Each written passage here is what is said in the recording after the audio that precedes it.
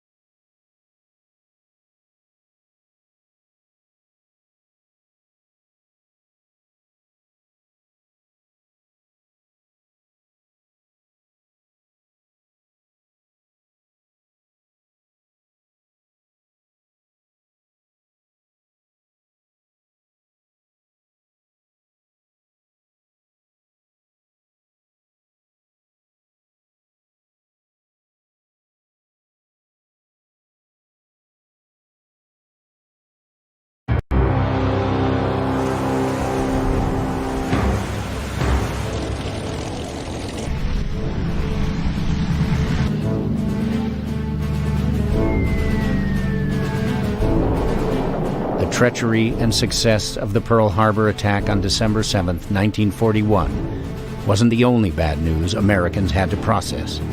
Yesterday, the Japanese government also launched an attack against Malaya.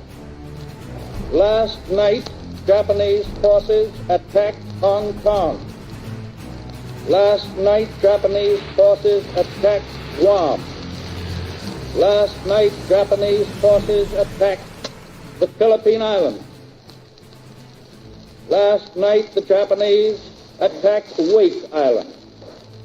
And this morning, the Japanese attacked Midway Island. 3 days later, on December 11th, Germany and Italy declared war on the United States. In an instant, the hope of avoiding war, held so fervently in so many American hearts, was pulverized by a coordinated, multi-front onslaught that had been years in the planning.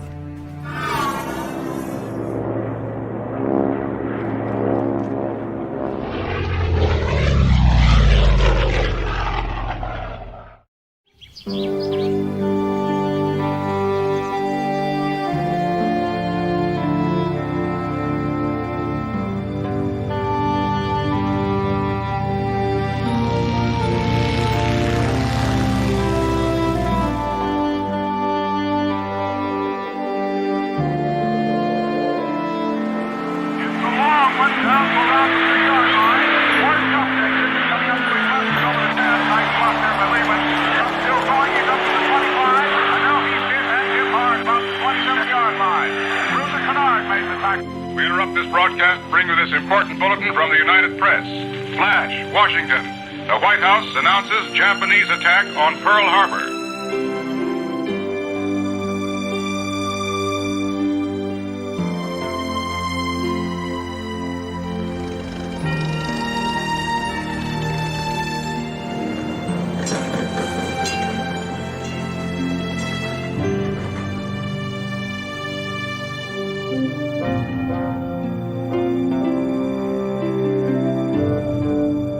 In December of 1941, Dick Cole was a young second lieutenant in the Army Air Corps Reserves, assigned to the 17th Bomb Group at Pendleton, Oregon.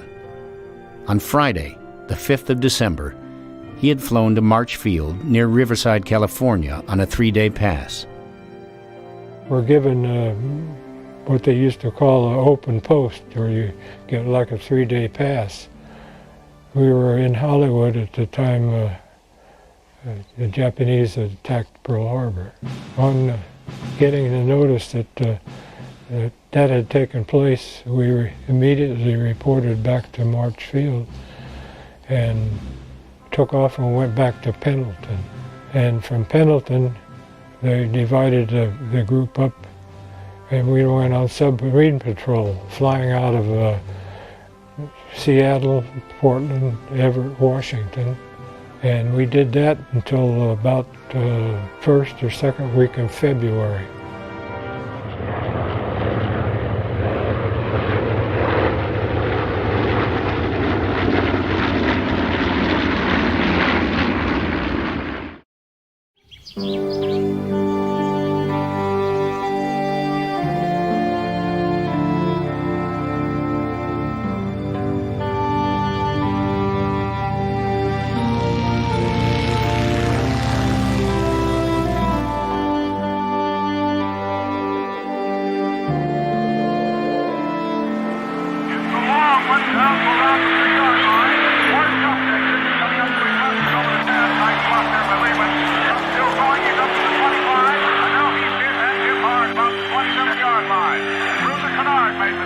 We interrupt this broadcast to bring you this important bulletin from the United Press.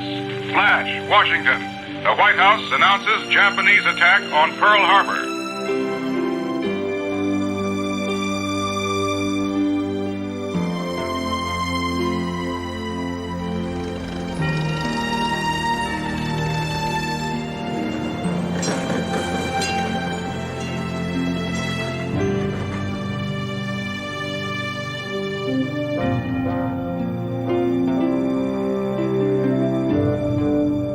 In December of 1941, Dick Cole was a young second lieutenant in the Army Air Corps Reserves, assigned to the 17th Bomb Group at Pendleton, Oregon. On Friday, the 5th of December, he had flown to March Field near Riverside, California on a 3-day pass. What they used to call an open post, where you get like a 3-day pass.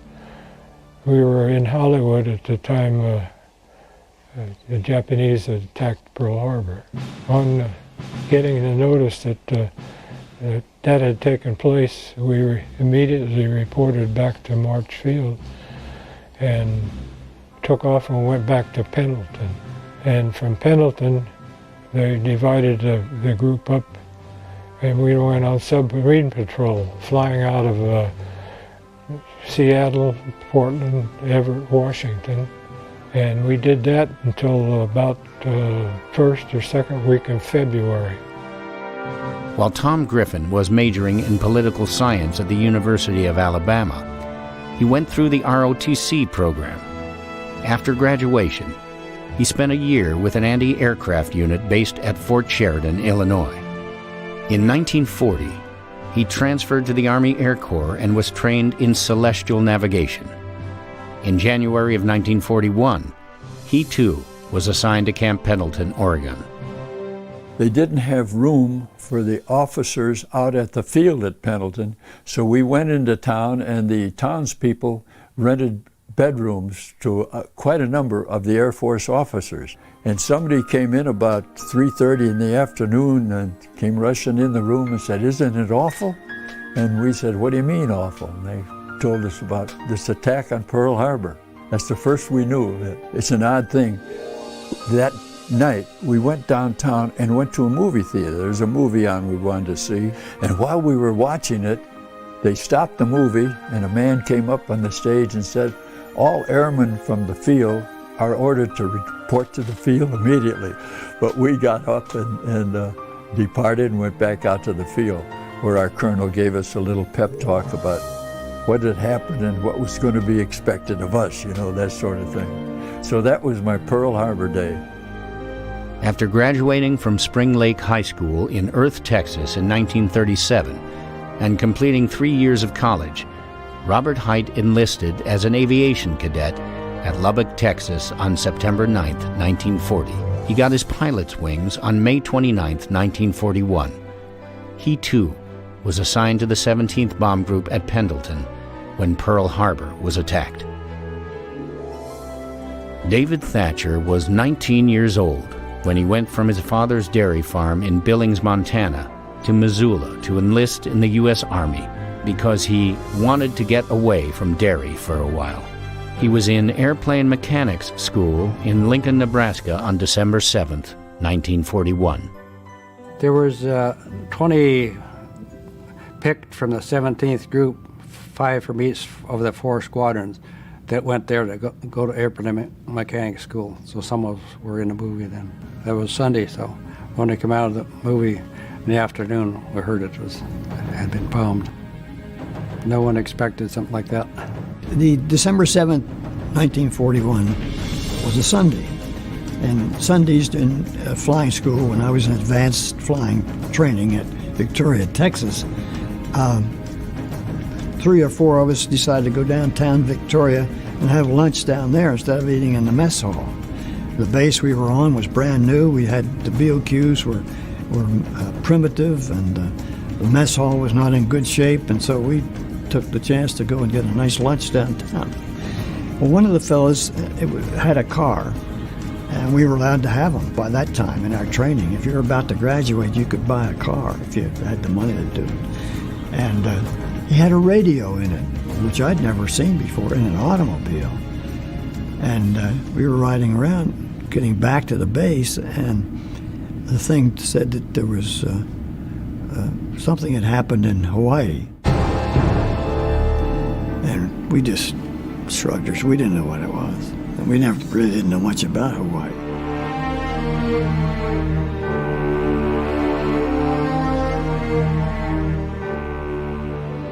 C.V. Glines had been the official historian of the Doolittle Raider Association since 1972. He has authored 3 books on the raid and assisted Jimmy Doolittle in writing his autobiography.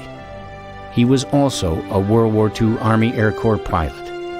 Next morning, on Monday morning, and we all went to the base for our flying training, and always there was a notice for each of our flights as to what the flying was going to be today. And the instructor had formation flying, gunnery, and he said in big letters he had written on the bottom of it, "There's a war on. Get on the ball. Follow me." Well, that's, that was about the norm. That was the announcement that we got that there was a war on. We were on wartime. Well, our job was to follow him, and that's what we did. That day we went down to the gunnery range. We did our gunnery, and then instead of coming back to Victoria, he headed out to the Caribbean. And I was sitting there flying my formation. It was 6-ship formation. And I wonder why we're going out of the Gulf here. We're not supposed to go into the Gulf. We don't have life jackets or anything. We followed him briefly, of course, and he finally made a turn and went back to Victoria. When we got on the ground, one of them had the nerve to ask us, "Sir, were we lost after gunnery at Matagorda Island?" And he said, "We were supposed to look for submarines." And he went back. And now, I think we thought he was kidding. And we really didn't understand what was going on. But we kept on with our training. That's all we were supposed to do.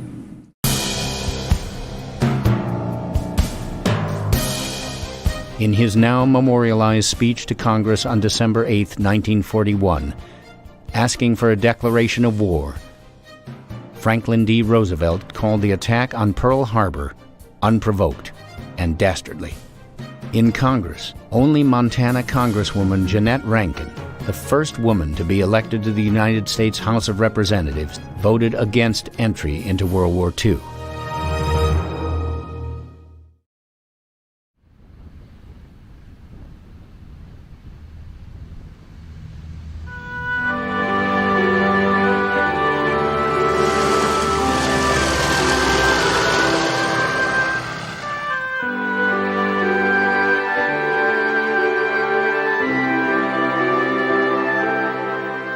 Well, I was born and raised in Blue Island, Illinois, which is a suburb of Chicago. Went to, grade school, high school there, and had a pretty normal childhood, I guess. I think I was happy I was a kid then than being a kid now, because I think life was a little more uncomplicated. When I graduated from high school, I was only 16 years old. I had started when I was 5, and I skipped 3rd grade. Well, I thought, I really can't go out and get a job. And a bunch of my school chums had said, well, why don't we join the National Guard? And there's a National Guard unit, 124th Field Artillery, on the south side of Chicago, and we'll join the Guard. And then we know what we'll be in. They're not just going to put us in the infantry or whatever.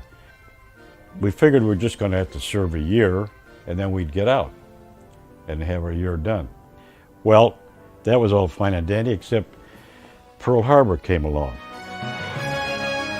Well, my Uncle Jack and I have talked about some of his World War II experiences from time to time over the years, and I finally I always thought that he was on a B-29, and he'd always correct me.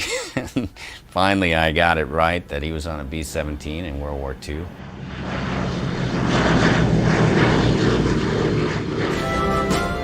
The whole world benefited from this extraordinary generation of Uncle Jacks. Their life arc includes overcoming the Great Depression, fighting and winning the biggest, deadliest war in human history, and creating an age of economic prosperity and technological advancement which may never be equaled. Yet, they rarely talk about any of it.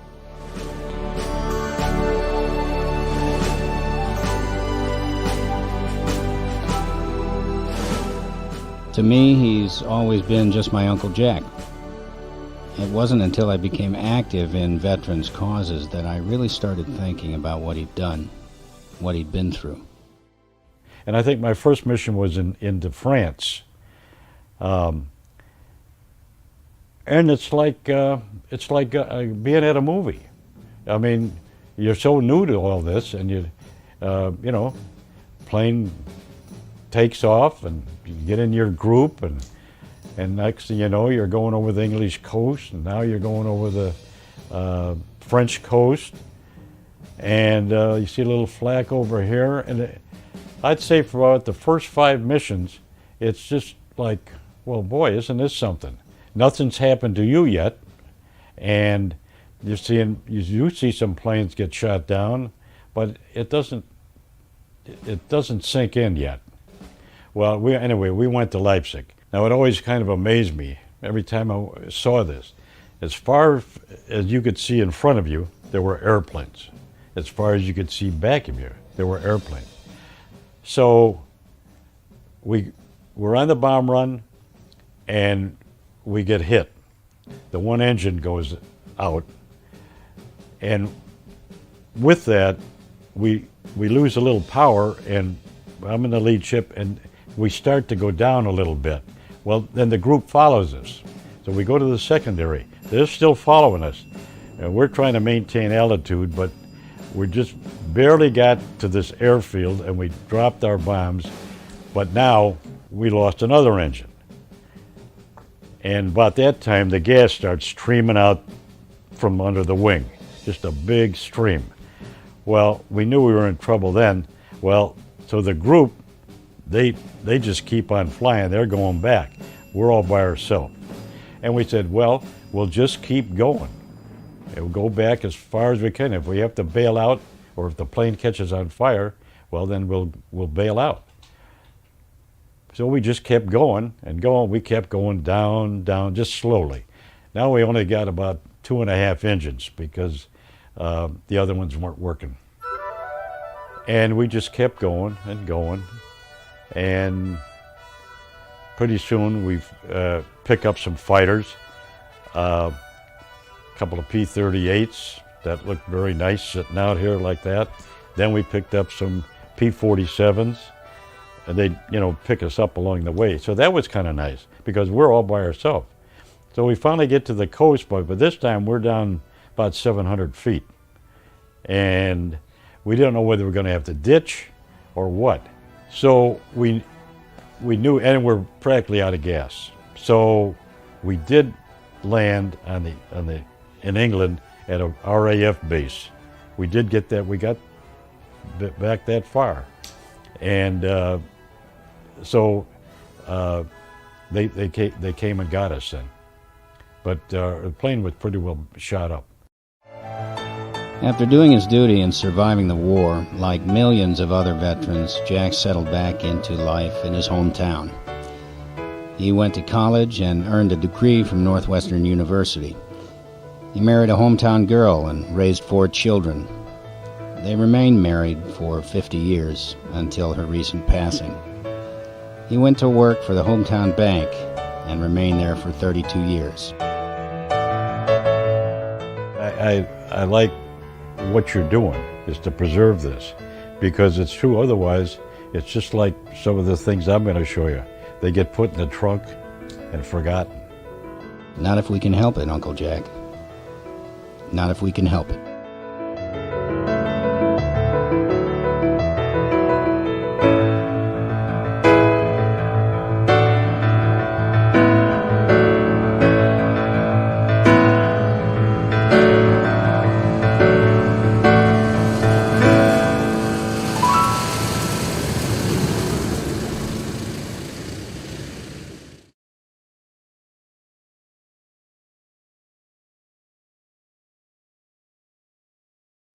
Welcome to Scott's Warbird Alley. You thought you were going to see the B-17 show, didn't you? Well, guess what, you are. We looked all over the field for a B-17. The one that we had planned to use is stuck in the mud down here. We call this sloshkosh now. But anyway, we're going to make do with this beautiful P-51. I thought it was appropriate to use the P-51 since the B-17s and the P-51s served together in the 8th Air Force in World War II. I'd like to introduce my guest today.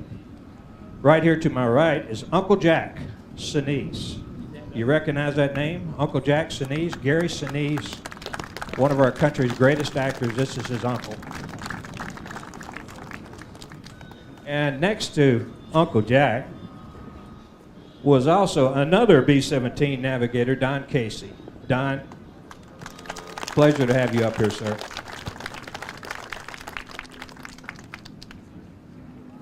This wonderful book here was written by Don Casey. It's called To Fight for My Country, Sir. And it's about being a B-17 navigator in World War II, which both of these gentlemen were. They served in the same group, and they're going to talk about their training experiences on the B-17, and we're going to talk about that airplane, that wonderful airplane, of which this is the 75th anniversary of the B-17. It was designed in 1935. And I'm sorry we don't have one here to look at, but we're going to talk about that a little bit. Don, let me start with you. Let's talk about training, navigator training back in the 40s. Well, 1943, when Jack and I started training, we were not together then and didn't know each other then. But we went through the aviation cadet program, which was moving at a very fast pace at that time because the 8th Air Force, which was primarily engaged in battle over Europe, was suffering horrendous losses due to the fact that they were not escorted by the P-51 fighters, which didn't exist at that time.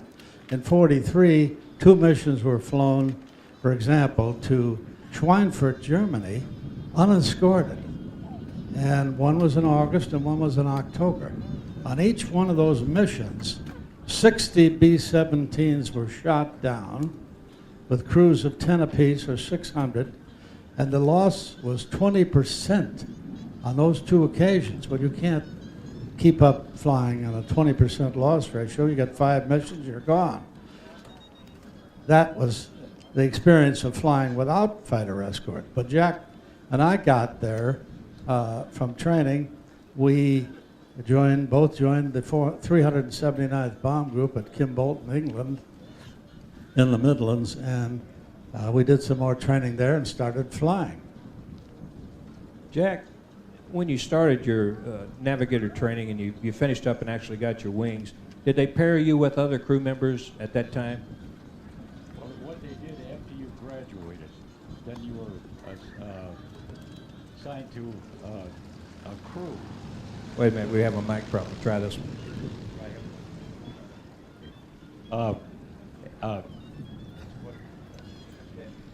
Yeah.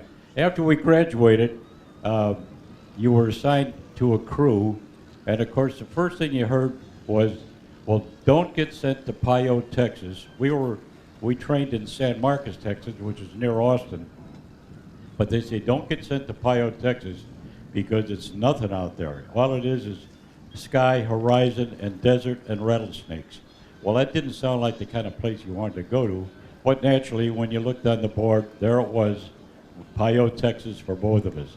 So when we got to Pio, why, we were assigned to a crew, and that's where you first met your pilot, co-pilot, and the gunners, and so forth. So, and then at that time, we started to fly around and get used to each other, and we didn't, as I say, we didn't do any bombing or anything like that, but we just, the pilots, you figure the pilot was new, the co-pilot's new, so you have to kind of get together and get to know each other. So that's how we started, at Pio, Texas. And then we did go, from that point, after a month or so, we went to Dyersburg, Tennessee, and did some more training. Not a whole lot, but that was our first real altitude mission at that time, which on our first flight we didn't make. We got up so far, and one of the engines started to go out, so we had to land at Stuttgart, Arkansas, and spend a couple days there while they put the plane back together again. But we did finally get through Dyersburg, and the next thing we're then shipped up to Kearney, Nebraska, and this was right after the first of the year. Nebraska gets a few blizzards and that type of thing, and the next thing you know, why they say, well, you're going to be leaving here soon, and you're going to be given a brand new B-17, and you're going to fly it over to England. Well, that seemed, well, a little impossible that we're going to do all that, but I remember calling back home, telling my folks, we're going to be leaving pretty soon, and if we can, we'll fly over the house, because I lived in the south suburb of Chicago at the time. Well, the only problem was that we didn't fly over my hometown of Blue Island.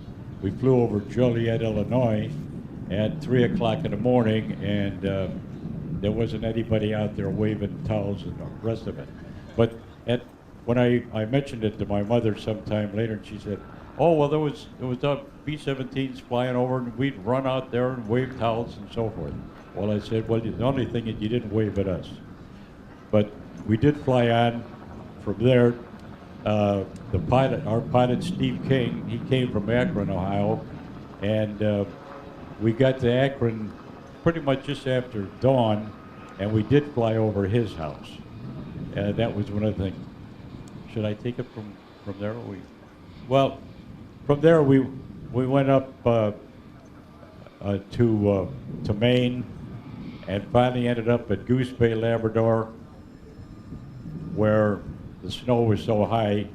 I mean, the runways were just tunneled more or less right through the snow drifts, and the snow was actually over the plane as far as being cut out where the runways were.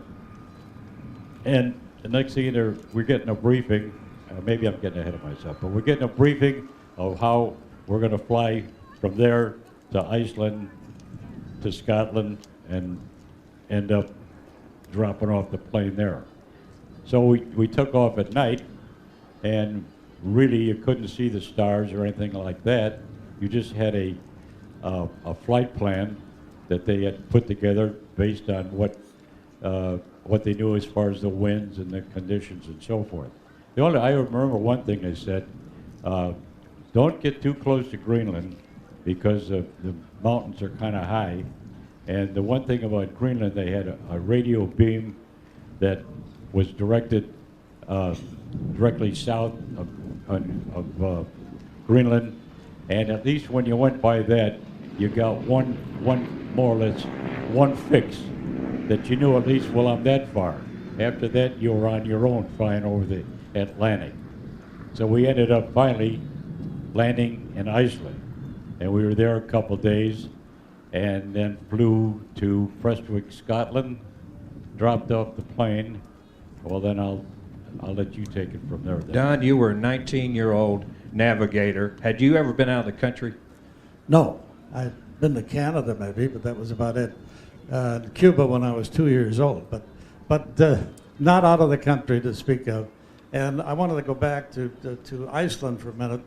When we landed there, we were in a different plane, of course, and we landed and we went in to have a drink at the officers' club, and we spent the night there. I met a Red Cross nurse, a very lovely lady, who said, "Oh, your name is Casey." Well, there was a fellow named Casey who through here not too long ago, and he said he was going to be the hottest B-17 pilot in the 8th Air Force. Well, he wound up in the next room to me in Germany when I finally got there. The thing I remember about going to our new group, and Jack and I, again, were in different crews, but the navigators got no respect. We were the Rodney Dangerfields of the aircrew. We didn't do anything. You couldn't see what we were doing. And all we did was get them there and get them back, wherever it was. So it was a mystery what the navigators did, and most people thought, well, nothing much. And then if you're flying in a formation, as we flew in formations of 20 to 30 planes, depending on how many were available that particular day on a mission. so that if you were back in the formation, you were, as a navigator, merely keeping track of where you were. The lead navigator was guiding to where you were going to go, and we all followed the leader in tight formation. Keep in mind, I'm 19, Jack is 20, and we had a colonel who was a West Pointer named Maurice Preston, and I don't think he could ever get over the idea that 19-year-old kids could come over there ranked as second lieutenants after he had taken 4 years of West Point to become a lieutenant, and all of a sudden here we are, Army of the United States. Well, as far as I was concerned, he didn't think anything else at all. I had the chance to show him what we could do, though, one day, and that was flying a mission. I think it was my 24th, and we were told to fly down to another base, get out of our plane, and do what they told us. Well, they don't tell the navigator anything, you know. So I got out, I got in this plane, and pretty soon a colonel came on board and sat in the co-pilot seat, and 2 bombardiers came on board. This was June the 12th of 1944, 6 days after the invasion. We were bombing an airfield behind the invasion lines. Well, I'm sitting there waiting for somebody to tell me what I'm supposed to do. All of a sudden, we're taking off. The plane is taking off. And I say, I must be the navigator. Well, Jack had been to a 2-week training course for lead navigators. I had never gotten any idea of that, so I didn't know what to do except to just navigate. Fortunately, it was only a 100-mile trip, but we flew in over the invasion front, and we dropped our bombs, and we got back to England and came back to our own base. On arrival at the base, they said, "We want to talk to you. Come into the office, please. You know, you were not supposed to do that. That was a mistake." I mean, how could that be a mistake? Because it was a case of mistaken identity. The other group thought I was a trained lead navigator, and I didn't know what I was doing there, so I went out and flew the mission. But they said, we're gonna promote you. You've done the job now, so you're a lead navigator, but we're going to put you on a deputy lead ship. Oh, and what is the deputy lead? Well, you'll love that. It happens to be the hottest. They didn't say this. They kept it all a secret. It happens to be the hottest spot in the formation because all the guns on the ground are aiming at the lead ship. And we had already lost 3 deputy lead planes. Not a lead ship, 3 deputy lead planes. So I thought, well, this sounds great. I wrote home to the folks, and I'm just being promoted to deputy leader. Well, 2 missions on deputy lead, and we're hit and shot down. Now, that shoot-down experience is unique. And what you don't think about is that what do you do when your plane is on fire and the pilot says bail out? And you have not practiced any of that. You don't know what to do. You don't know anything about where you are, except the target was Hamburg, Germany that day. The previous August, the British and Americans had flown 3 nights and days and bombed Hamburg so badly that 75,000 civilians were killed or made homeless. So, unbeknownst to us, the Hamburg was the worst place you could pick to get shot down. They had distinct memories of what it was like to be bombed the way we had bombed them, and the civilians were told by Adolf Hitler, it's all right to take your revenge on the flyers that are parachuting out of the planes. And Hitler further ordered that the troops should not interfere with the civilians taking their revenge on us. Well, as a result, 2 of our guys were beaten to death on the ground. 1 was shot in his parachute. 1 more was killed when the plane blew up. 2 more had ropes around their neck and were rescued by the soldiers. I had a unique experience, as everyone was. You don't all land together. You're scattered all over the countryside. And I landed in a little suburban area right across from a military hospital in which the wounded German soldiers are hanging out the window watching me come down in my my big white umbrella. And so what did I do when I landed? The memory was, hide your parachute. So I hid my parachute. They're watching me across the street. Jack? And I'll cut this short, but I was rescued by 2 German soldiers with guns, and we had been told, you have a .45 automatic, you can carry that if you want to, but we don't recommend it because the Germans can shoot you just because you have a gun and say, well, he tried to pull a gun on me, so he shot him. So I didn't carry a gun. I put my hands up, and the war was over for me. They took me to an air raid shelter for a brief time. I sat amongst the German civilians while the rest of the raid was going on. And then they took me to a compound in Hamburg where I recognized the name over the stockade. And in a book I had read in the previous high school, I'm only 19, so back when I was 17, I read this book about this prison camp at Fuhlsbüttel in Hamburg where they beat and tortured the prisoners. Well, it turned out that this was not the same prison, but from there they took us to the Great Escape Camp. I'll pass the mic over to Jack. Jack, let's talk about the crew members that you met. You guys are all young, 18 to 22 years old for the most part. And you didn't really want to make friends because they were losing so many people. You touched on that. I think in 42, when the 8th Air Force went into England, every time they went on a mission, they'd lose about 1/3. So you didn't want to make friends. 1943 is when well, the thing with it is that you train with your crew when you get over there, and the way the mission started out, you're going to go on your first mission now after we did some practicing around England, and so you don't know what's going to happen. And when I was asked about it before, we flew into France, and so the first time that you see the flag starting to come up, well, that's gee, look at that, these little bursts around, and then you're looking over and you see a plane get hit, that goes down, but it was like a movie. It wasn't happening to you. It's just you're out there watching this thing. I think it took about 5 missions before you suddenly realized that somebody was shooting at you, and that one of those that you were watching could be you. But initially, I wasn't really scared. I just, because you don't know what's going to happen, and it just seemed like, well, that's nice, and look at that. Well, that guy blew up, and here come the shoots, and all this business. But after the 5th mission, you kind of begin to think about, wait a minute, this, they're not playing games down there, and so it began to, at least you thought about it. So when I started out, I just was the regular navigator. But when I became a lead navigator, because you're in the lead ship, there were certain things you had to do.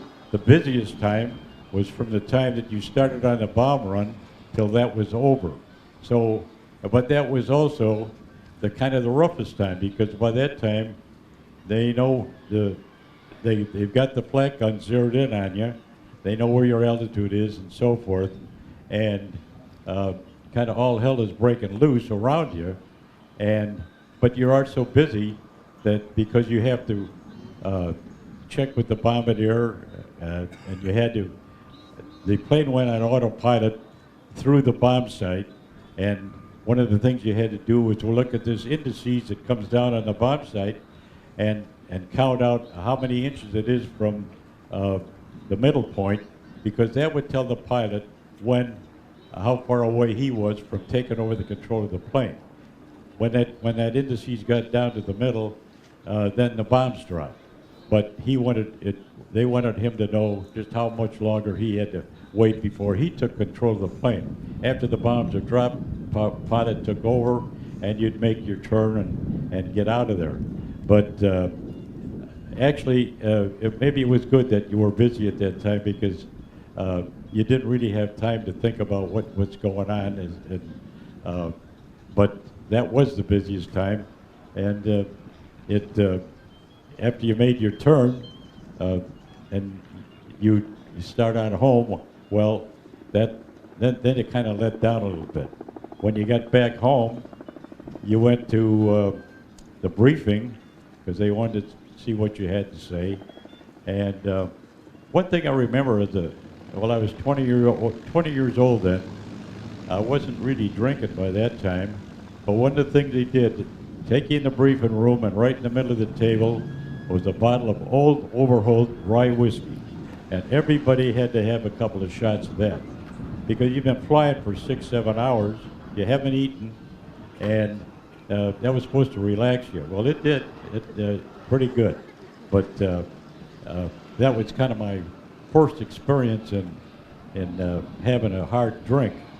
Because when I graduated from high school, at that time, in my senior class, I don't know of anybody that smoked. I don't know anybody that drank. They did go out with girls, I do remember that. But it was a little different time. And it took a while before maybe you might start having a little extra beer or something like that. But I always just remember the first time taking a shot of that old Overholt. I never forgot it. But that would relax you. So, well. One of my favorite movies of all time was The Great Escape with Steve McQueen and James Garner. Just a great movie. I'm sure you all agree, right? Well, Don was there. He was in The Great Escape prison, Stalag Luft 3. And in his book here, he talks about the differences in the movie and the actual happenings. So, and now I'd like Don to talk about that. Well, thank you. When I wrote the book originally, I poo-pooed what Steve McQueen had done in the movie because I thought it never happened. Well, I had a book at home written by the fellow whose character Steve McQueen played. His name was Jerry Sage. He had an unusual story himself. He was captured in Africa. He was an OSS man, which was a forerunner to the CIA. Sage actually did all of the things that Steve McQueen did, including throwing his baseball over the little guardrail and then walking in where you were liable to be shot immediately if you did so. I had to rewrite that part because I found that all the things that Steve did, except the motorcycle ride, which was not a feature of the actual story, was actually done by this fellow Sage, and I recanted and rewrote it so that it reflected credit on him. The thing about the prison camp was that the Great Escape Camp was in western Poland. There were 10,000 flying officers in that one camp, Allied flying officers. How many planes do you think they had to shoot down to get that number? Plus, there were other camps with flying officers. Well, General Bub Clark wrote, and I knew him in the prison camp, he was a colonel then, that there were 10,000 bombers shot down, of our bombers, and 8,000 fighters.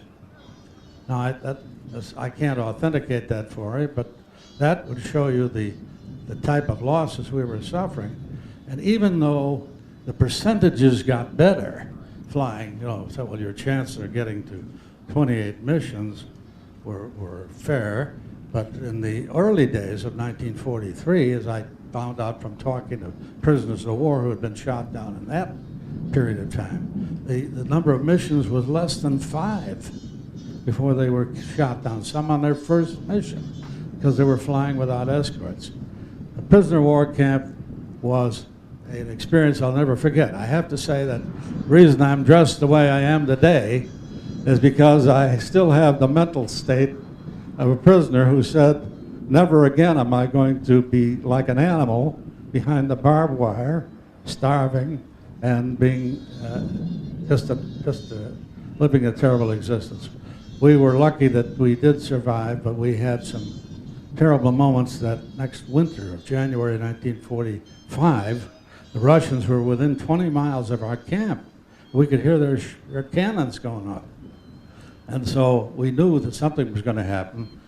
unbeknownst to us, Hitler had ordered we all be marched out of there, which we were, at 15 degrees below zero in a blizzard. With everything we owned on, we marched, I think, 35 miles the first night without stopping, except for we had a little rest period there. And we then marched to a little town called Moscow. We're going west from the camp because the Russians were coming from the east.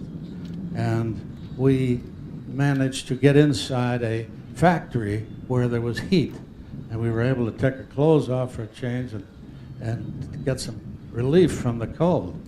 From there, a day and a half later, they marched us out, and we went another 10 miles in the cold weather and boarded cattle cars that were built to hold 40 men or 8 horses. One, couldn't have both, but a lot of people think that's what it was. They put 50 of us in each one of these cars, and there wasn't room for everybody to sit down at once.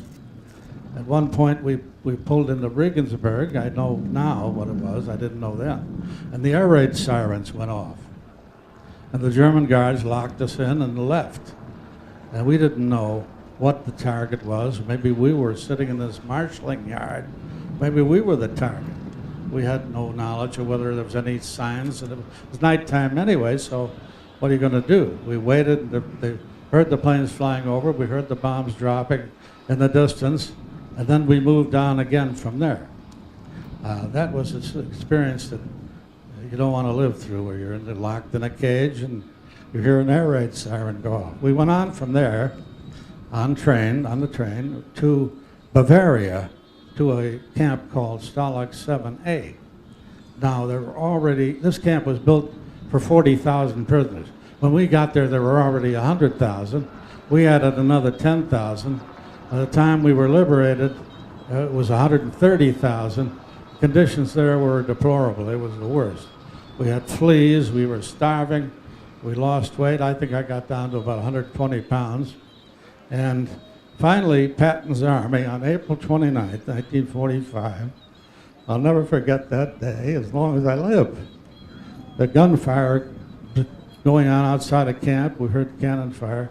And Patton's 14th Armored Division overran our camp. The Germans fled. We were in shock, most of us. I was in particular, because you don't actually realize, say, how can this be? We're free to go. Patton came into our camp 3 days later, May 2nd, and we stood at attention in our rags, in our awful condition. He said 5 words to us: "Have you enough to eat?" Well, that wasn't the point, really. It was what we could eat, not if we had enough to eat. And our stomachs were in such condition, we could not eat regular food. I actually went one day, walked down to a mess kitchen run by our Army, and they offered us food. We couldn't eat it. Went back to camp and waited for the people to come and get us. Patton, I had my impression of Patton at the time. He had a scowl on his face.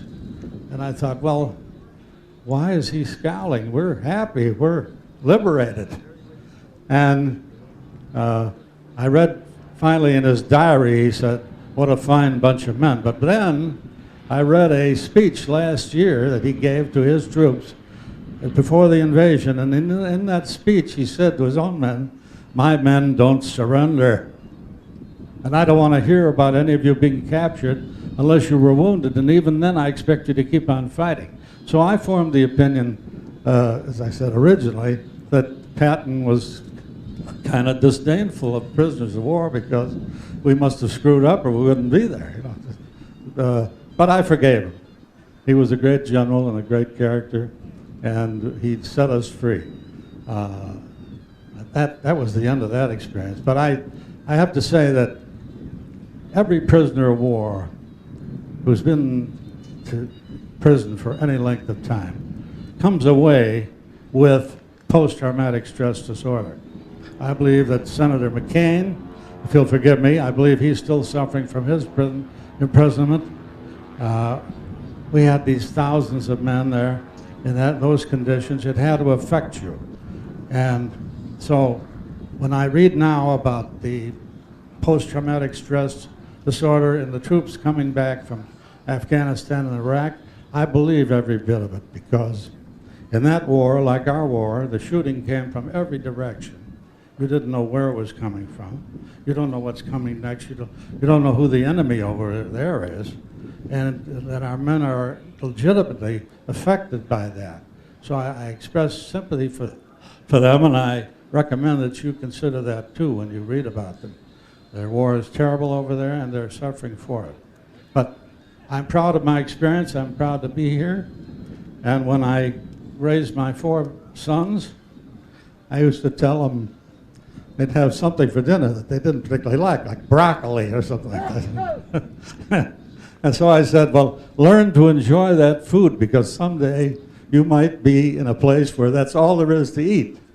And while the other people are making up their mind whether they're going to eat it or not, you can be gorging yourself on this food that you've learned to eat. But I'm proud to be associated with Jack. Jack and I want to say that briefly, were navigators who nobody told anything, who never got any respect. We had trouble just keeping busy off when there was nothing doing.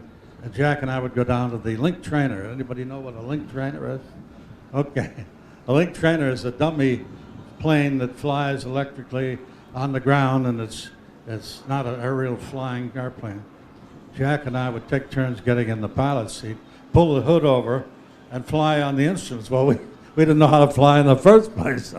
So the voice would come over the microphone. You are now 200 feet below ground. Pull up. So what we did, those crazy things we did, were things that you did in combat to keep your wits about you. You couldn't think and dwell on what it was like to go on your next mission and where we're going next. You had to pretend that it didn't happen. If somebody got shot down, as I did, Jack told me later when I saw him after the war, he said I had to be philosophical about that. And, you know, maybe I expected more from Jack as such a buddy, but that's how we did it. You have to say, sorry, Joe, you're down. We miss you. We got to go on with our job. He told me before we started, I said, what do you want to talk about? He said, I was a trial lawyer for 50 years, so I don't have to do much talking. But I'm looking at some serious medals here, guys. I don't know if you can see this or not, but I see Distinguished Flying Crosses. I see air medals with oak leaf clusters, and you proudly wear them, and rightfully so. Thank you so much for what you did for us. Thank you.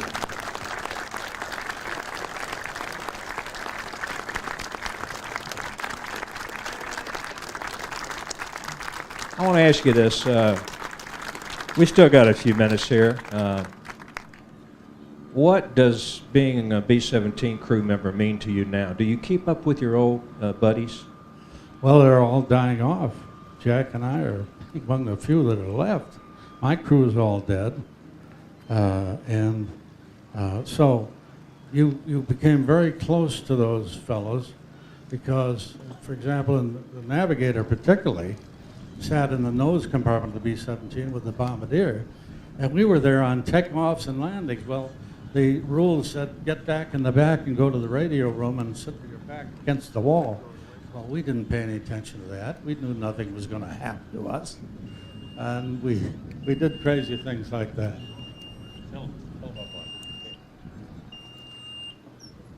Oh. Well, we shared this pilot. I flew only 2 missions with Steve King, and a couple of stories about Steve.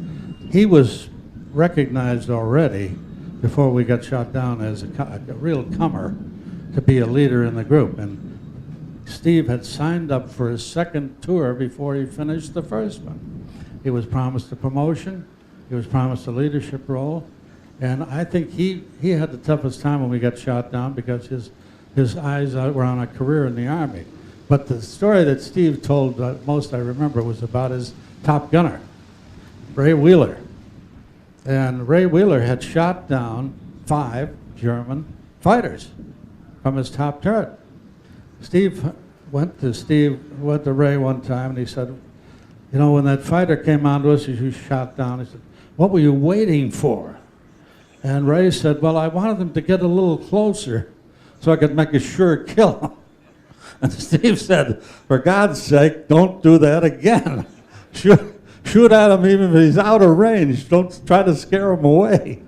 That was the kind of crews we had. They were guys that had tremendous guts, and they did what they were told to do, and they performed well. For the last 17 years, it's been my privilege to be a crew member on the EA's B-17 aluminum overcast. And I've been all over this country, and I've heard thousands of these stories, and what a privilege it is to talk to these gentlemen and thank them for what they did. And right now, I'm going to ask all the veterans in the audience, would you please stand and be recognized? All the veterans, please.